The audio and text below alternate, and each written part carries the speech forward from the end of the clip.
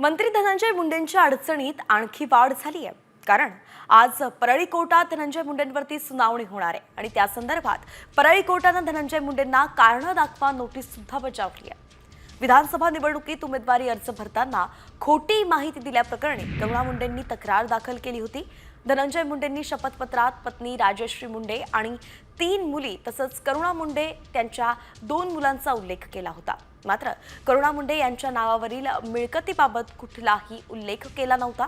करुणा मुंडेंनी केलेल्या तक्रारीवरून आज परळी कोर्टात सुनावणी होणार आहे। विशेष म्हणजे आज धनंजय मुंडे सुनावणीसाठी कोर्टात हजर राहिले नाही तर अटक वॉरंट निघण्याचीही शक्यता आहे।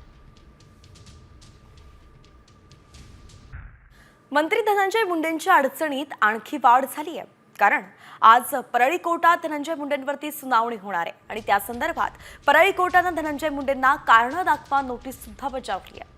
विधानसभा निवडणुकीत उमेदवारी अर्ज भरताना खोटी माहिती दिल्याप्रकरणी करुणा मुंडेंनी तक्रार दाखल केली होती। धनंजय मुंडेंनी शपथपत्रात पत्नी राजश्री मुंडे आणि 3 मुली तसंच करुणा मुंडे त्यांच्या 2 मुलांचा उल्लेख केला होता। मात्र करुणा मुंडे यांच्या नावावरील मिळकतीबाबत कुठलाही उल्लेख केला नव्हता। करुणा मुंडेंनी केलेल्या तक्रारीवरून आज परळी कोर्टात सुनावणी होणार आहे।